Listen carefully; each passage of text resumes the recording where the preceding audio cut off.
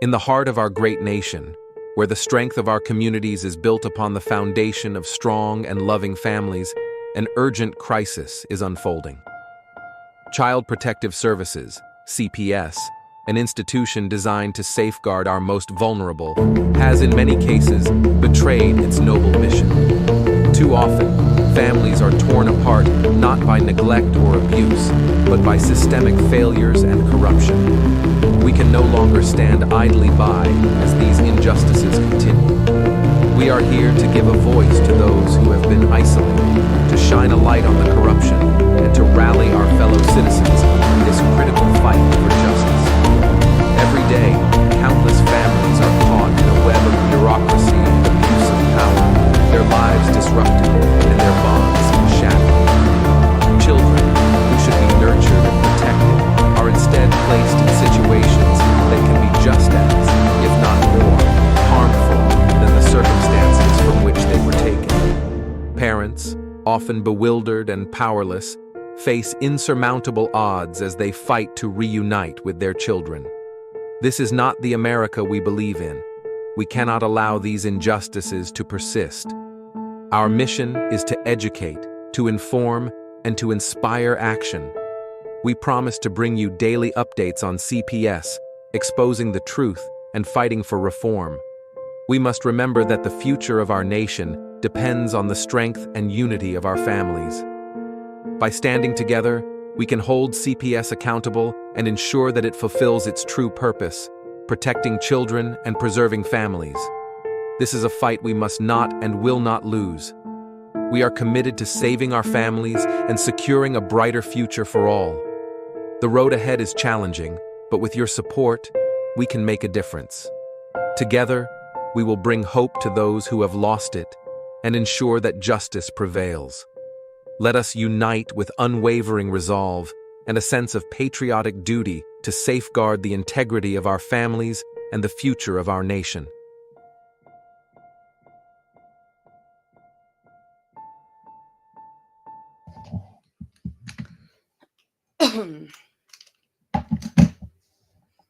Good evening, everyone. You are watching Turn the Page with Kim Page.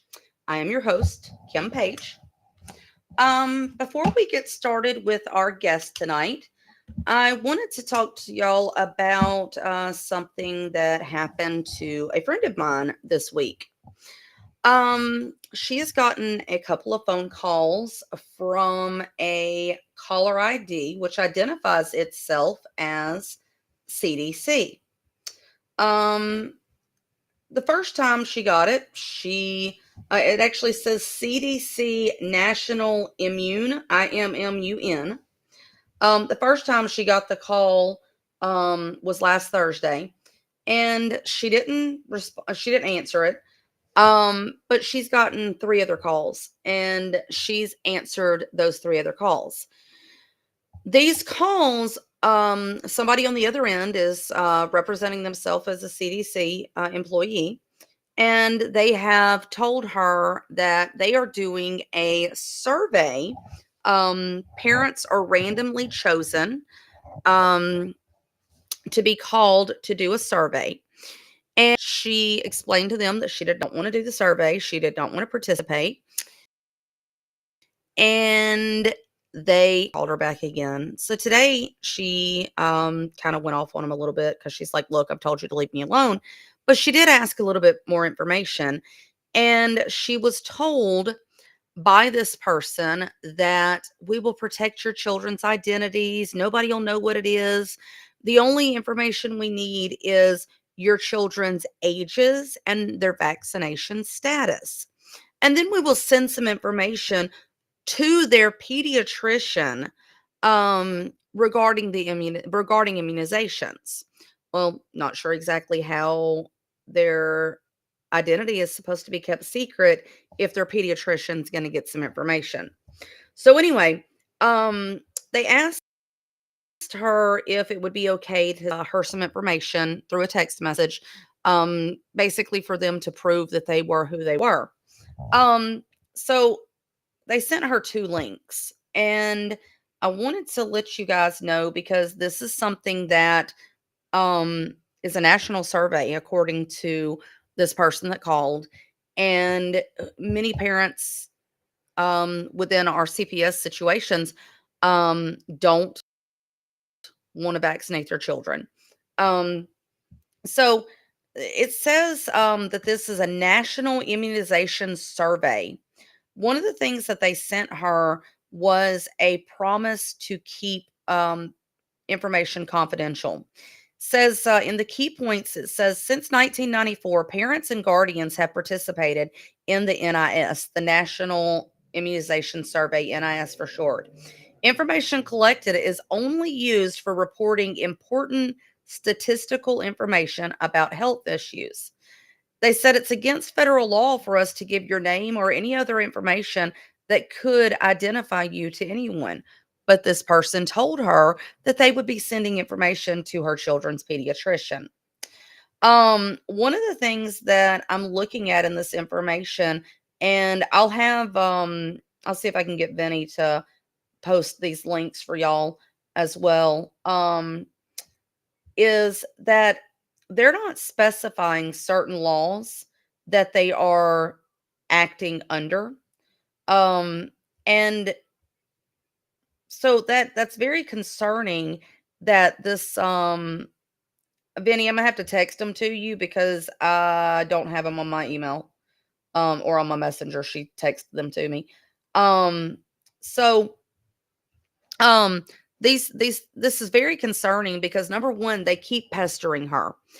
Her situation, she's got a couple of children who have some medical issues, and she doesn't want to vaccinate. One, because of the medical issues, but also because she's a crunchy mama. She doesn't believe in doing vaccinations. And they have been hounding her. Based on the information I've seen just from looking at this information, I think that this is another way for CPS to get children because the CDC is not keeping your children's information confidential if they're sending something to your pediatrician. So it sounds to me like this is a fishing expedition to find out which children are vaccinated and which are not, and get that information to pediatricians and let them know that they need to contact CPS to allege medical neglect. So I wanted to make sure that everybody was aware of this. If you see CDC, um, let me look at that. If you see the CDC come across your phone caller ID, then please make sure that you ignore it, block it, whatever. Do not participate in this. This could be the thing that ends up getting your children taken the first time or again.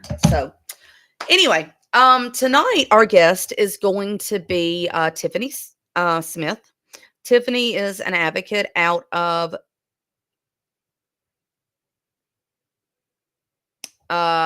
Massachusetts. I'm so sorry, y'all. My brain just went blank. She's an advocate out of Massachusetts.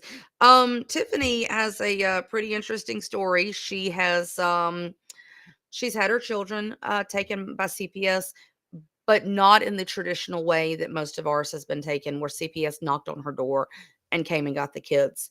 So, because of her situation, she decided to become an advocate as well.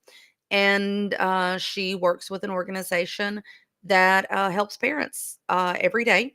And without further ado, let's bring Tiffany on. Thank you, Spanny. My brain just completely went dead there. Massachusetts. I'm trying to say Massachusetts and Michigan in one word, and I'm going, that doesn't compute. What am I saying here? So, hey, Tiffany, how are you today? Good, how are you? I'm doing good. I'm doing good. Thank you. It's nice to see your face. We had a nice long chat on Monday. It's nice to see a beautiful face there. Thank you. It's good to see you too. So, you and I talked on talked on Monday, and it puts you Mhm. into the world of ads. So why don't you tell my viewers a little bit about what happened to intertwine you with CPS? Well, first off, I'm a failed product of the system myself growing up in DCF custody and all that.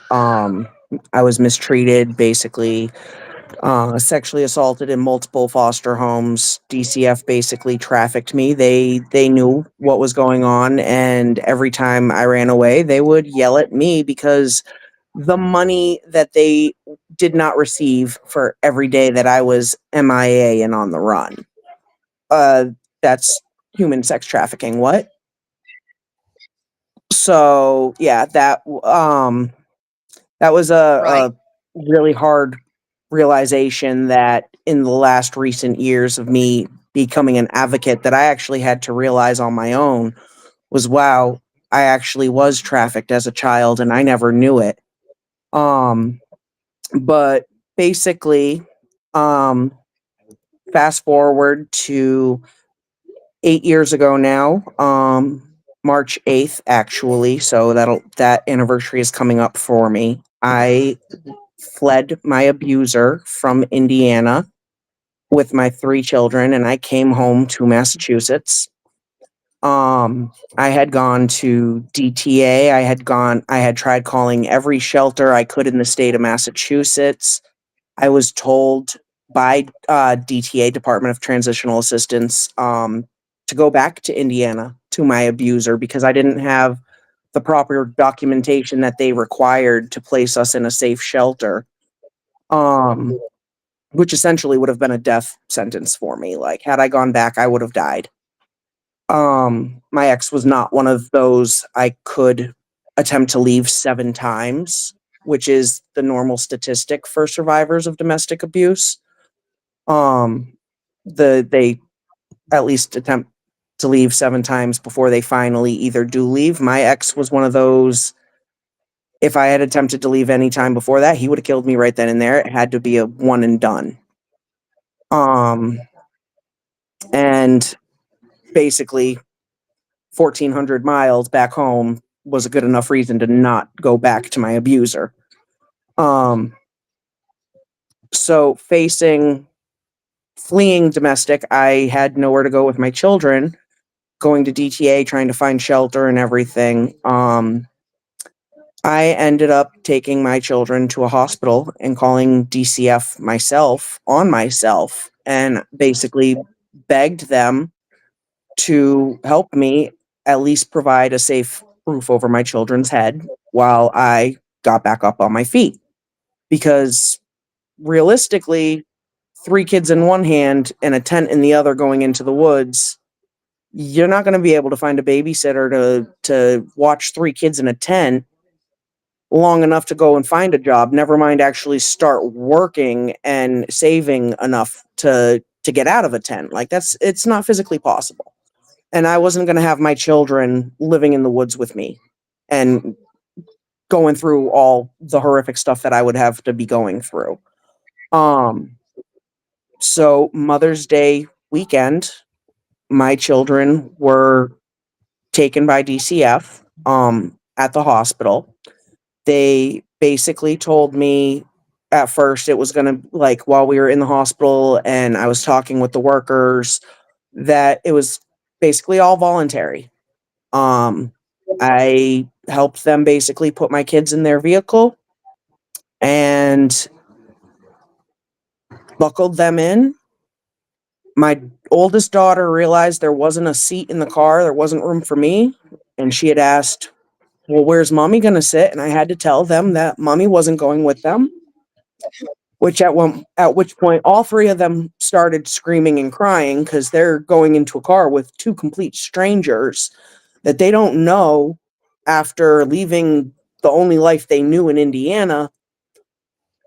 Um, for the social workers to basically get in the car and tell me as they're rolling up all the windows, "By the way, we don't do voluntary cases no more."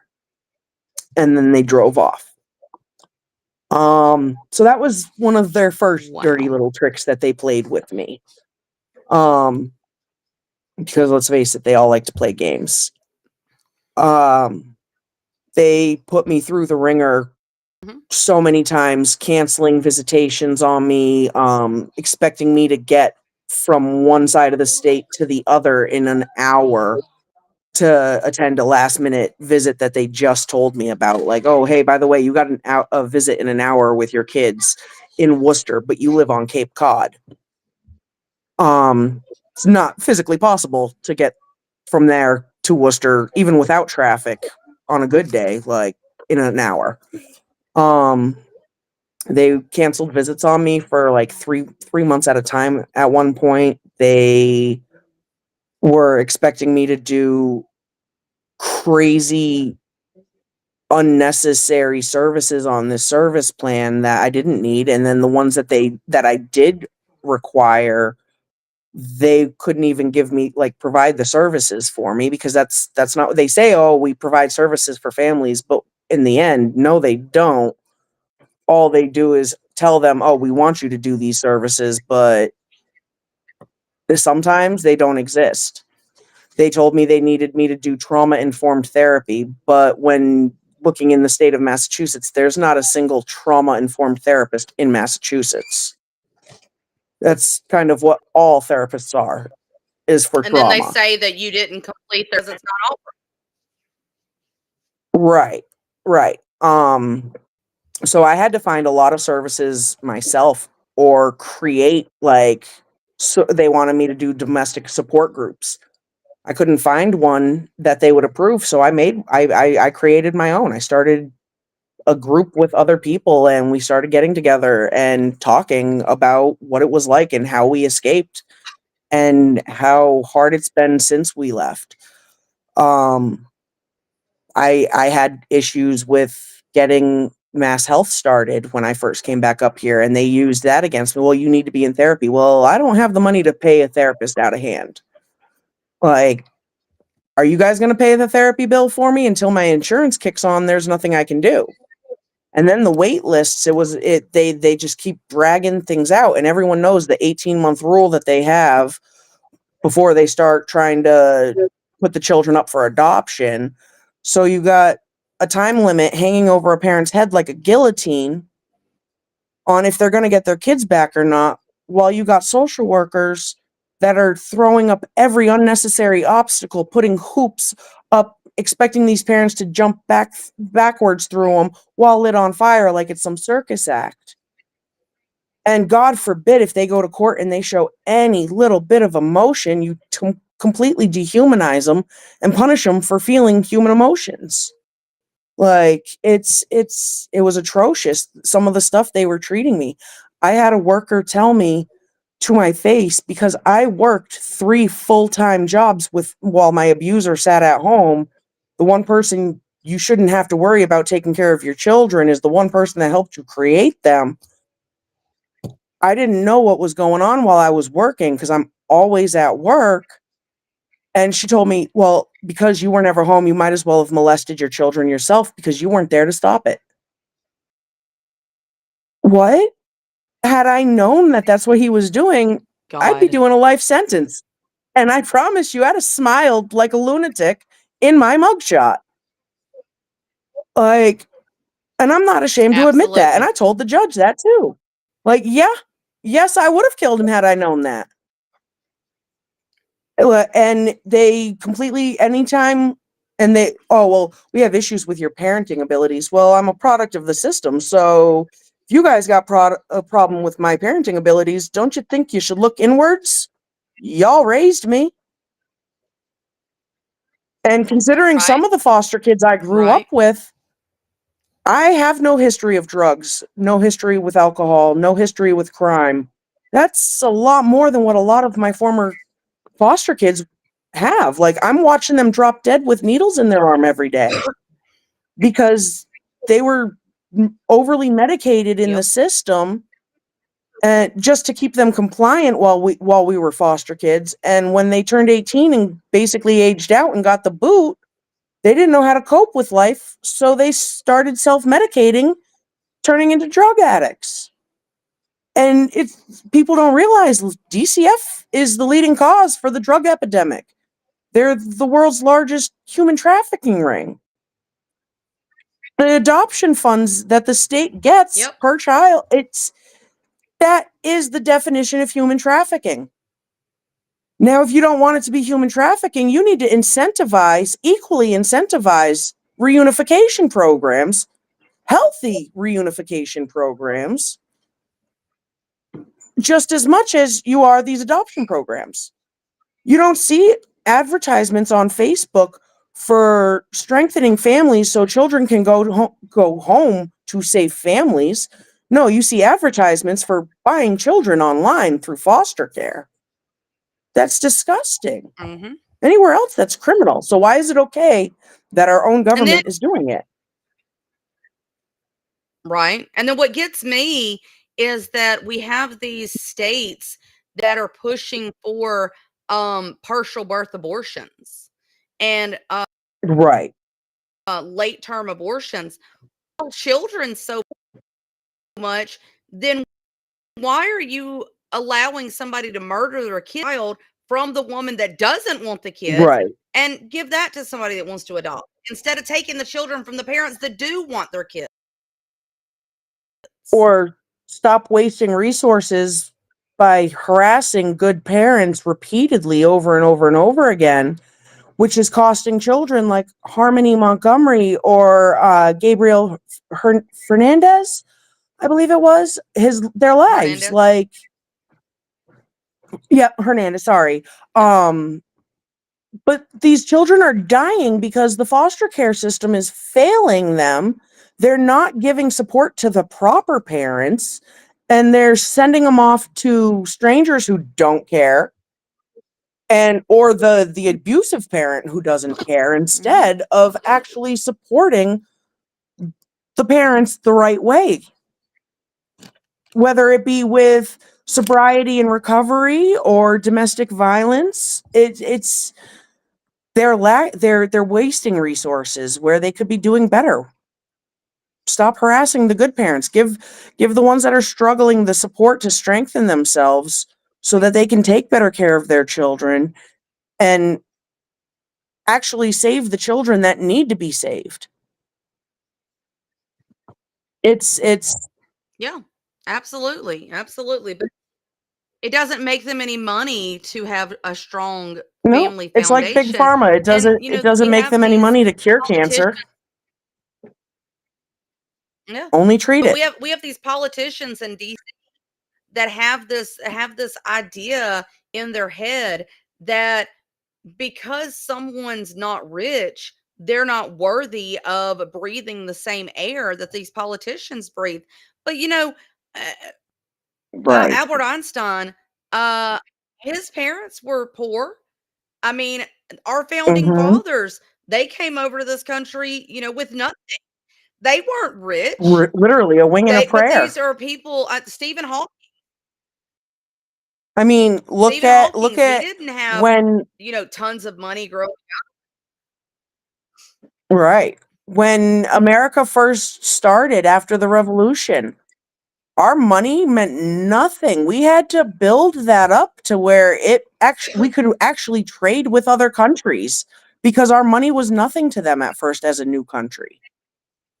It's just Right. everyone has to build up from the bottom. Not everyone is born with a golden spoon, but But us lower class folk according are to our capable of doing a politicians, lot more than they think we are.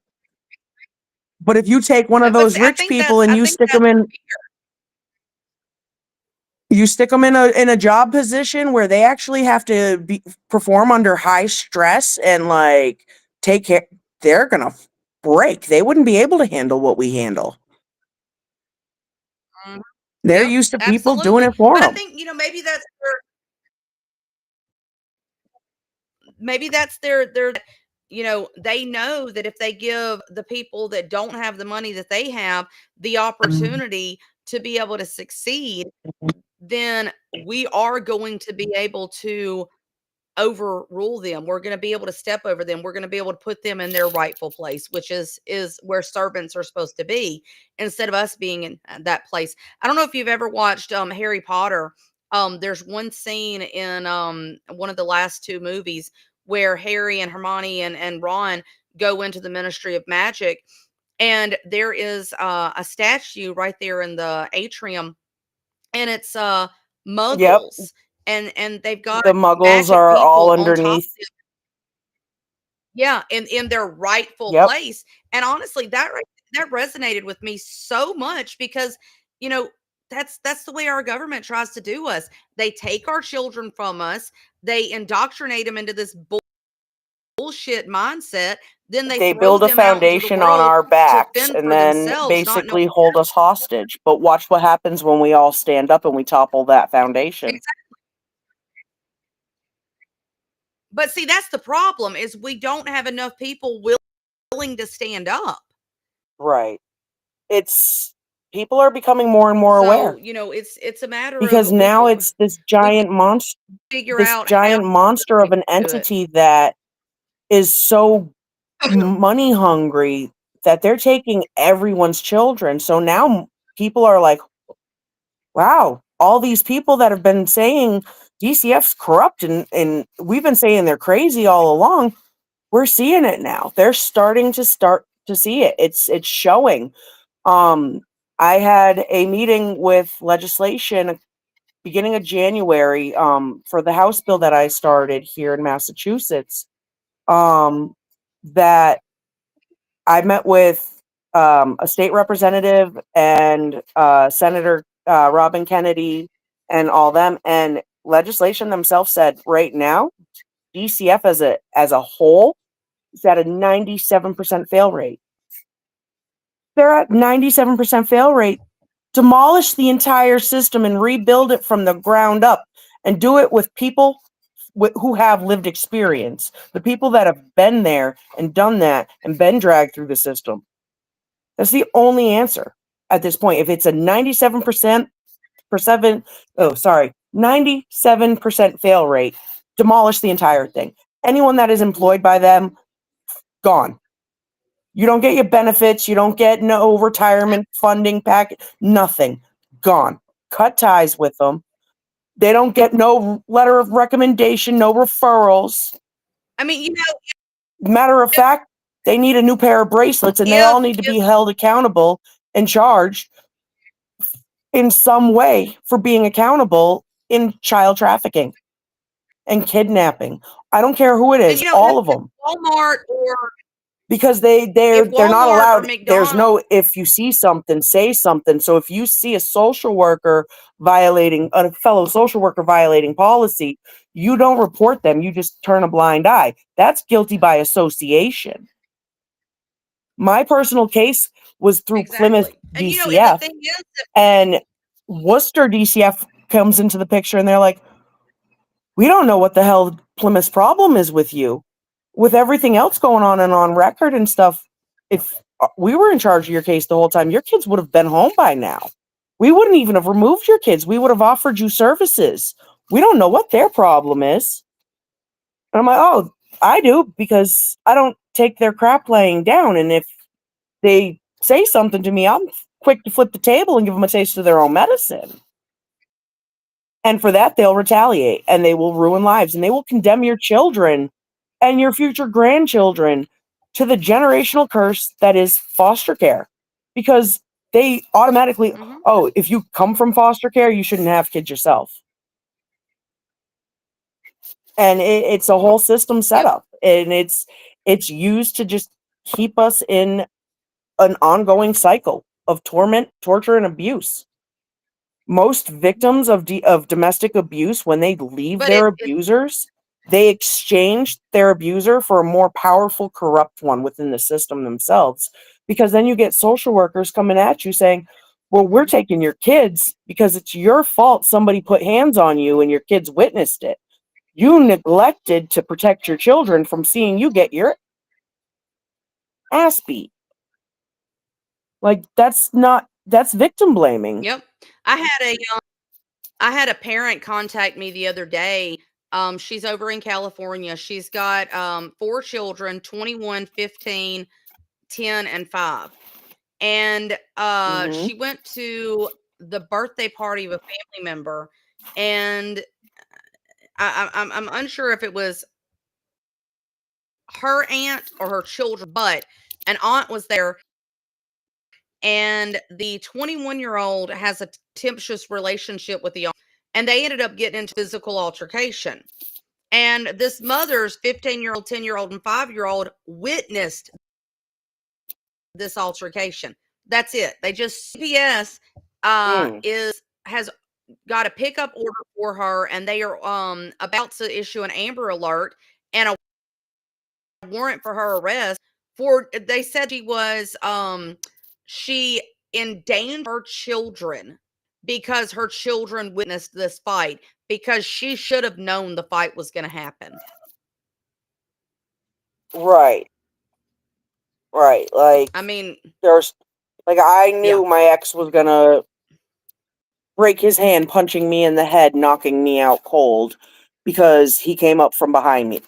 How do you see that coming? Like Right? again, Right?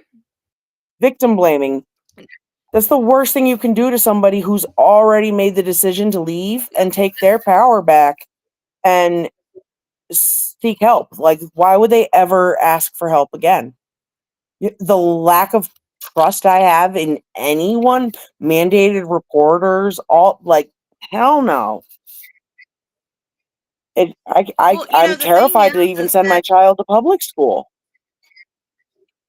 the issue is that one of the issues is that these social workers, just for a second, let's give them the benefit of the doubt, okay?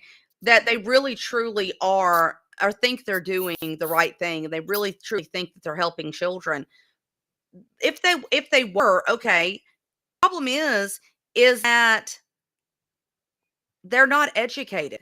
They don't even understand themselves abuse is. They don't understand what neglect is.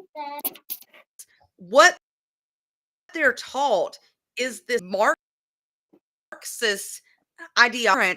If you don't do absolutely everything mainstream, if you allow your kid to color their hair, you're a bad parent. If you allow your kid to listen to Right. weird music, then you're a bad parent. And these social workers are educated that is what defines a parent as being bad, is because we don't conform. And if I think that Mm-hmm.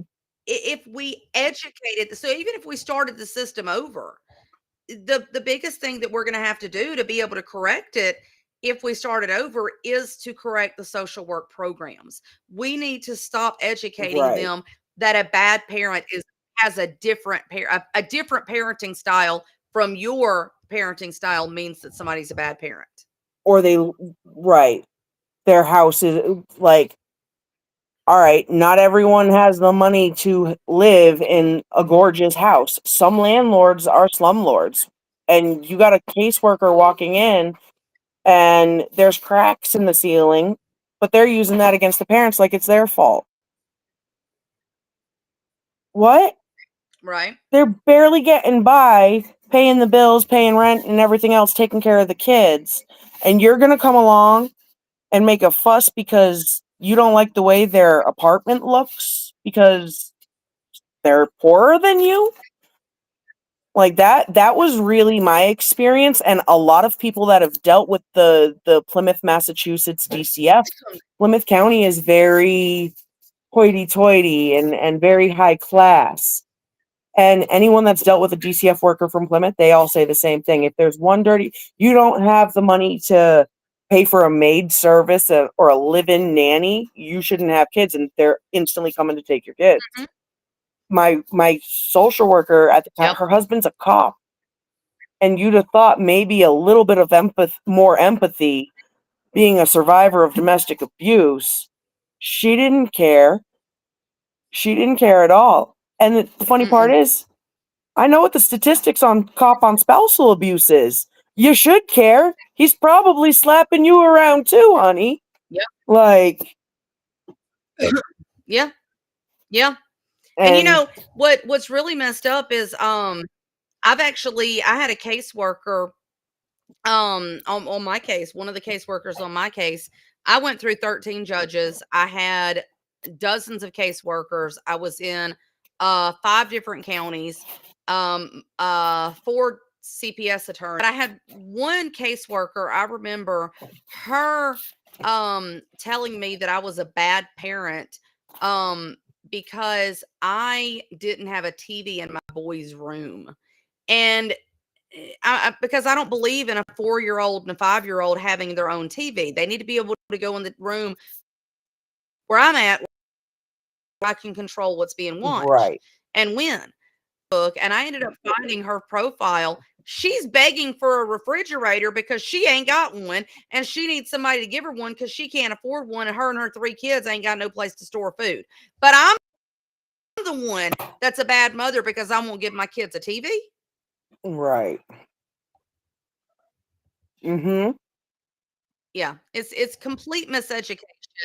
And they get this attitude against us that we're horrible people, but they don't even know anything about us. They've never even taken the time to get to know us in any way. Right. They're They don't just so willing see to that go with when you narrative that we're come through our door, you're seeing a front because you're putting us off guard. You're making us uncomfortable in our own home. Mhm. You don't see how our families really function on a day-to-day basis, whether it is a toxic family or whether it's one of the greatest families in the world. They're just struggling because they're down on their luck. Like they don't see that stuff. Or they'll come Right. in And and most of the caseworkers don't even have kids. they'll already have one-sided like reports on record, and they come in all judgmental and not open-minded. Like, you're already seeing this stuff on record, so you're using Mhm. that judgment that I'm some horrible person. Like, DCF's tried to make me out to be some horrible drug addict, and I've never had a problem with it. They put down, Mm. like, I have 3 sets of records on my whole life history, and the impounded court report says that I've been a raging alcoholic and drug addict since the age of 8 years old. That's funny. Wait a I've minute. never If had a you were problem an with either. And alcoholic and a drug addict since 8, so why isn't CPS being held apparently since accountable for 8 the years old. neglect? But I have another record over here, and that was Wow. only from Plymouth County DCF. Worcester County's over here like, but we have your juvenile record because you were in our care when you were a kid, and we have all these other years on you where you've never had a criminal charge, never had problems with drugs, you've never had an alcohol problem. And again, you get one county literally saying, we don't even know what the hell this county's problem is. But you can't report them because clearly they're doing something wrong.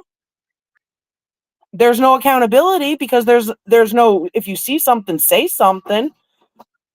It's no, you know that they're screwing this family over, and that's essentially abusing the children, but you're still going to bite your tongue and look the other way. My children were condemned to repeat my record and my history of falling in love with toxic abusers because that's all they ever seen with me. They didn't get the chance to see their mom healed, working as an advocate, saving women and children from the same fates that we went through.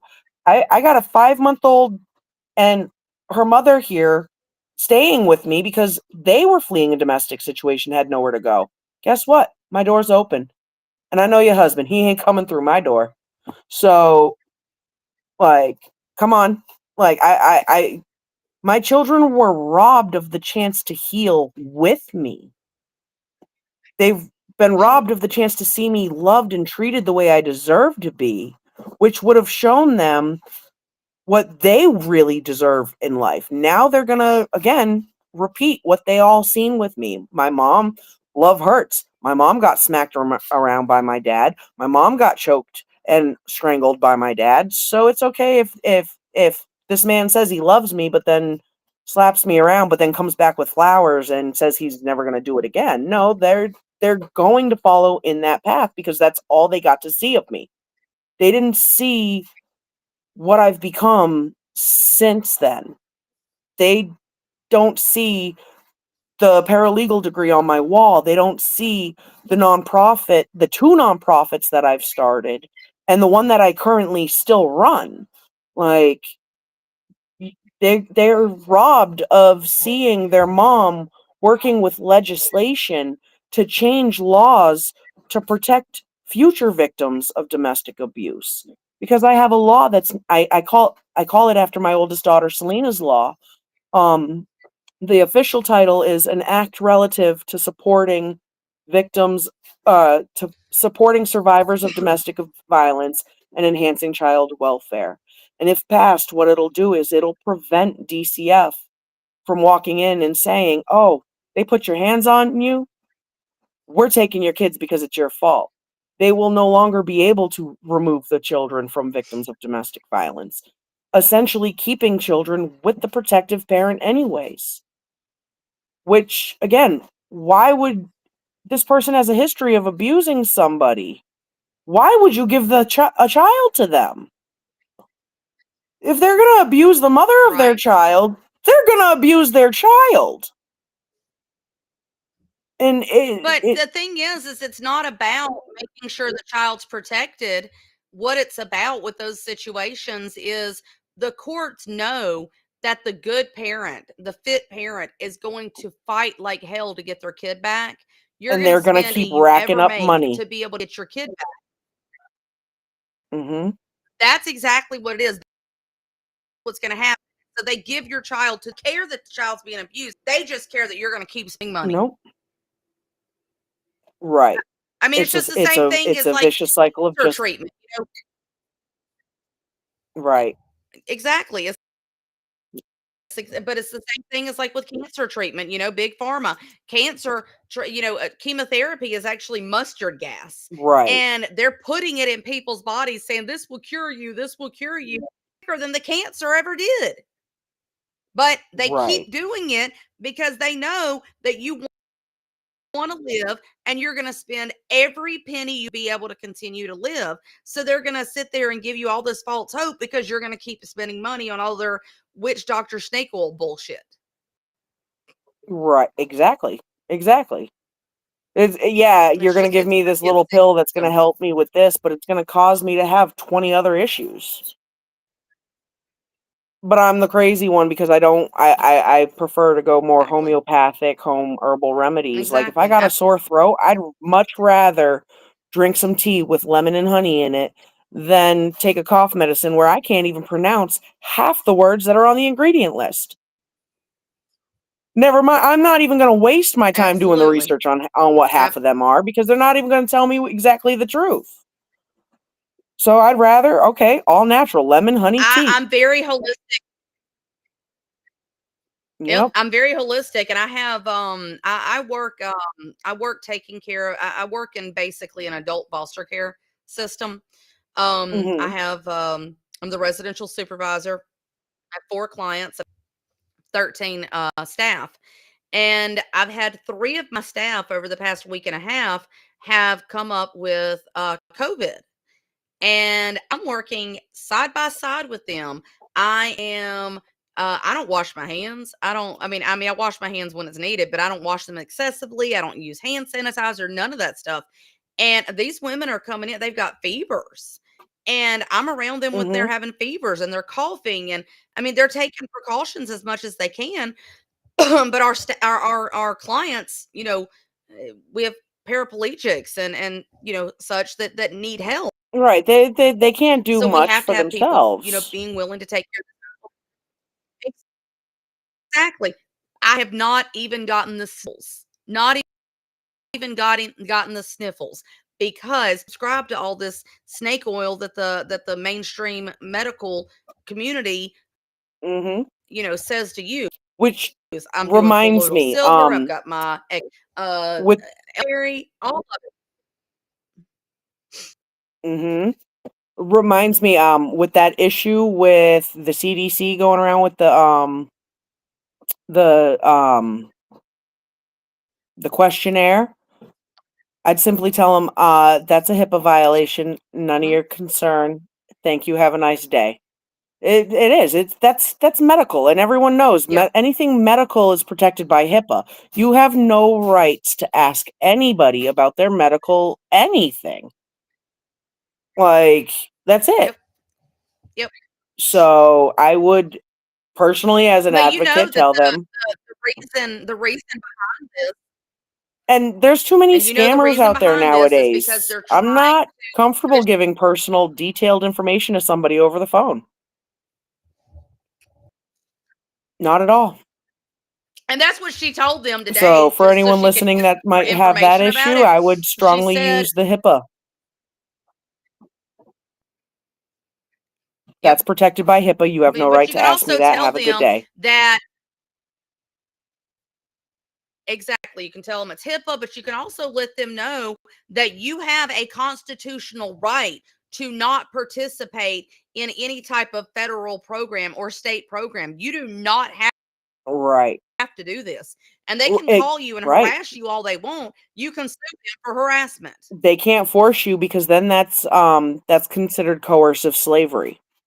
And that's a federal law. You Yep. have the right to Yep. choose where you want to be And an that's what open they're doing. consumer, and they cannot force you. Well, they told So, her and that that's another thing with this is what's DCF that they actually like the to try thing to that, do. They'll try to force people to like be a consumer. Oh, here, sign the safety plan. So then they're trapped with working with DCF. You have the right to tell them you don't right. want to receive services through them. And they don't like that. But this is the thing. They told her that her number was randomly called by the computer system, Then how do and you they were even know I calling have children? parents to talk to them. There How we do you go. know How do I'm you know not I have struggling children? with But how are infertility you and going to I've tell never me? been able to conceive a child? Like, how insensitive are you? Because they get right, because they're getting the thing is she's got Medicaid for her children. So Hmm. that's how they're getting her information. But Well, they're yeah, we saying know that it's that, a but random they're not going call to admit by to the that. computer. Why? Exactly. It's But if again it's a another random HIPAA call by the she violation. gotten 4 calls. How has she gotten 4 calls in less than a week? Right, right. And Yep. God forbid if DCF does come knocking after, Yep. no warrant, no entry. You have no right to enter my Exactly. premises. Exactly. You no warrant, no entry. Exactly. All So right. I Tiffany, we're stress I getting can't on stress that to enough. the end of the show. Absolutely. Yep. We're getting And on when to it the end comes of to the our show, rights, it's and one of I those, if wanted we don't to use them, we lose them. exact. So So I want to I go can't ahead stress at to the end of my everyone, show. learn rights. Absolutely. Um, so at the end of my show, what I like to do is I big in advocating for parents' mental health. My best friend took his life in October of 23 because CPS took his children. And I'm gonna have to be one of the ones that tells his children his story and to let them know that what he's been told by CPS is lies and prove this to him. I don't want to do this with anybody else. And so one of the things that I like to try to do is just kind of you know, talk about some of the things that I do and then what my guests do to maintain your sanity while you're dealing with this, with the fact that you don't have your children and you haven't seen them in years. You have no communication, that you're a horrible parent when you know you're not. You know, I know that every single one of us have thought about, putting that bottle to our head and pulling the trigger. You know, we've all thought about it, but we're Hmm. strong enough to sit here and say that I'm not going to let CPS win. So tell Hmm. me, Tiffany, what do you do to keep yourself from letting CPS win? Well, admittedly, they pushed me to that point. There was a day where I got out of work. I worked at a dive bar on Cape Cod. I got out of work at like 2 in the morning, and I was about ready to jump into the Cape Cod Canal and jump off the Bourne Bridge in basically say fuck everything. So I've been there. And I'm glad that I didn't take that step. I'm glad that my phone rang and that I climbed back over the median, that I told my best friend what I was actually in the process of doing, and she told me to basically go to a hotel for the night, and she was coming to get me the next morning. Um, she was my angel that day for that, because if it wasn't for that phone call, I would have taken that step, and I wouldn't be here today. I wouldn't have my wonderful husband. I wouldn't have my youngest. I wouldn't be running a nonprofit and making changes for other people. I might not be able to see my children, but my unconditional love for them is me fighting to make changes so nobody else has to go through what we went through. It might be too late for me to ever have my children come home, but I'll be damned if I let them do this to my grandchildren one day. So for me, the advocacy is the healing. Is so it's freeing. I know that I might not have been able to fix things for me and my kids, but I'm fixing them for other people. So I get my consolation out of that, I guess. I get some peace out of that. I feel empowered every time I make a difference for somebody.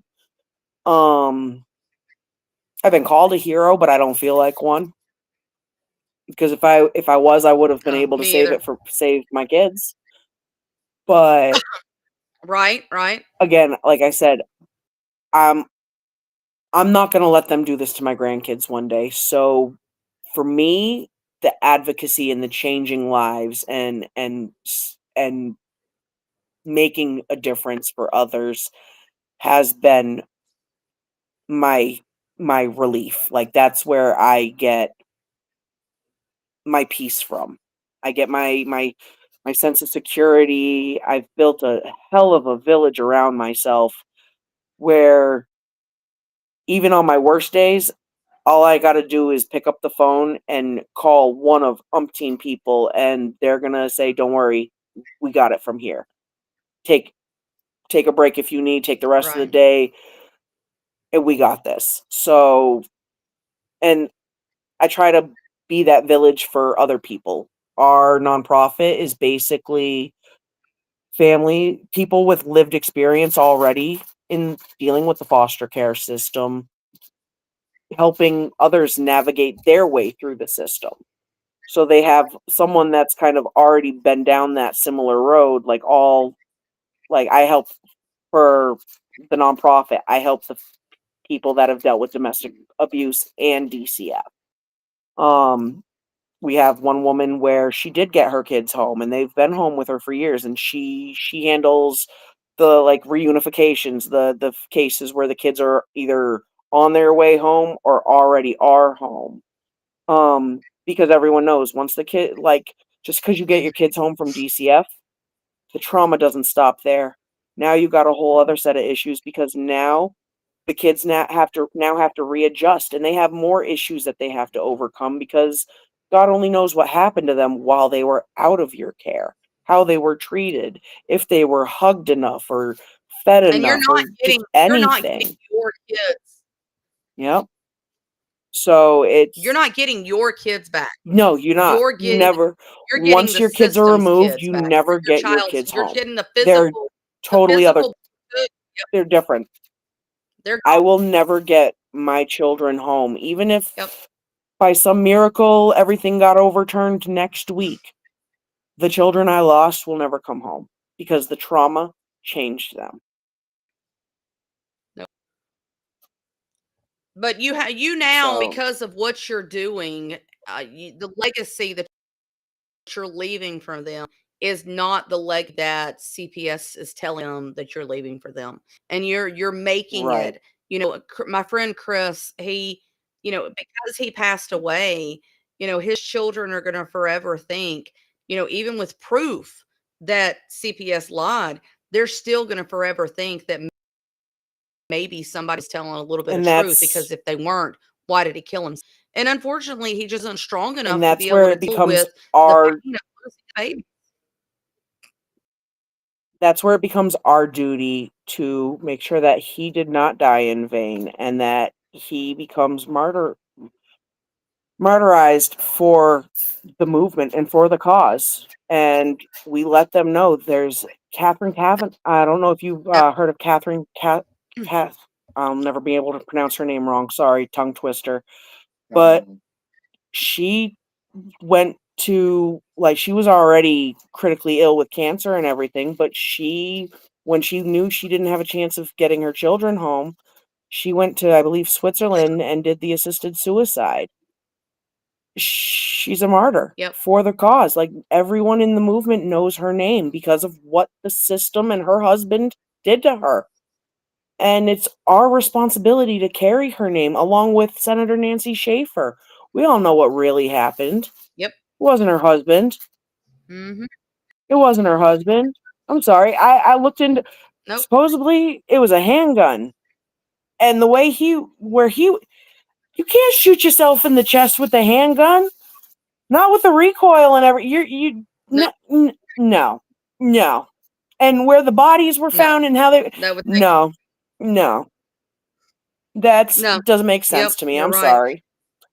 So, again, like I said, that's Well, where it Tiff. becomes our responsibility to make sure their name is forever memorized with movement and make sure, again, that they didn't die in vain. That's why we need to make these changes so Absolutely. others don't have to suffer. And if we don't, Absolutely. nobody else Well, is going Tiffany. to. Absolutely, you're absolutely right. Well, Tiffany, before we end real quick, I kind of want to let everybody know, as I do every night, what I do to help keep myself sane. Like you, have had a couple of attempts myself. Unfortunately, I have an amazing. I've been seeing him since 2015. He is fantastic, and he has helped me through so many things. My psychologist is amazing as well. After Chris died, he actually wanted to put me in a psychiatric facility because he was afraid that I was going to go after Chris. And fortunately, he was. I had a really good support system at the time to make sure that my friend moved me out of my house, moved me into her house. She even actually drove 4 hours for my belongings up and moved me into their home. And she refused to let me be alone for more than a few minutes at a time to make sure that I wasn't going to do anything. She would come in and do like a jail inspection to make sure I didn't have any pills or razor blades or anything to be able to She might as life. well But have just shackled if it herself wasn't to for you. Melissa, You can't guarantee that you wouldn't have. yeah, pretty much. But if it wasn't for Melissa, I honestly wouldn't be here. But one of the things that, yeah, exactly. But one of the things that helped me get through right now, one of the things I do is service to others. It's it's service to others. I take food to the warming center. I participate in things like Celebrate Recovery to help other parents that are dealing with things like this. I advocate for other parents. I help other parents. But one of the things that was extremely helpful, and I'm big into the holistics in herbals, and I don't necessarily mean pot. Pot works for a lot of people, and I advocate for that 100%. If that's what worked for you, fantastic. But this is one of the things that I have found that has been absolutely amazing. So when I end up with the anxiety attacks, or I end up with the depression that just, that takes over and I can't deal with it anymore, that GABA is absolutely fantastic. It is so amazing. You can get it at Walmart or GNC or Walgreens or Amazon or whatever. It's model. It's really, really amazing. And between that and Melissa, that's the only reason. So, well, Tiffany, it's been a great pleasure to have you on the show tonight. I would love to have you back on. Keep in touch with me. I know we got a couple of things that I can share with you to help you with some of your advocacy, and you me. So let's keep in touch and Yep. let's get some of that shared. And again, Let me And know, I'm keep me sure I have a updated on few what's other going on. families that would love to speak with you as well. So if you ever need anyone for the Absolutely. You show, got let my me know. I'm messenger. pretty sure I can find a few. Absolutely. You've got my Okay. messenger. You got my phone number. Tell them to call me. Tell them to text me. We'll get together and get some more families on here because we need to continue to expose these bastards for what they're doing to our babies, what they're doing to our future. We're being raped and abused and neglected and violated in ways that honestly, I'd rather be back with my abusive husband. Mm. So, Yeah, I felt like that a few times going through yeah, it. Like, why did I even leave my abuser if this is what you guys were going to beat me down worse than he ever did? absolutely. So, Absolutely. All right, well, Tiffany, we're going to go ahead and jump off of here. I think we've got another show coming up afterwards with one of our other hosts. So keep in touch and we'll talk to you soon. all right, thank you. Have a good night. You're welcome. Good night. All right, guys. Well, that was a crazy story, but aren't they all? So, as I say every night, we don't want to be the ones to tell your children the truth about what happened. We want you to be able to do it. We'll stand there next to you if you need us to, but we want you to be the ones to do it. So if you feel like you want to take your life, there are suicide hotlines. You can call me, you can call Darren, Benny, Spanny, you can call any number of advocates. Just don't make the decision Chris made. It destroyed me to see my best friend with a bullet in his head, having to clean up the blood that was left, having to tell his parents and his kids. And CPS wouldn't even let his kids come to his funeral. That shouldn't happen. That shouldn't happen to your kids, to your family. If you feel like you can't carry on because what they've done to you, please, please talk to somebody. Talk to somebody, but don't make somebody else have to be the one to tell your kids the real truth. And with that, I will bid you all a good night. You have been watching Turn the Page with Kim Page. Good evening.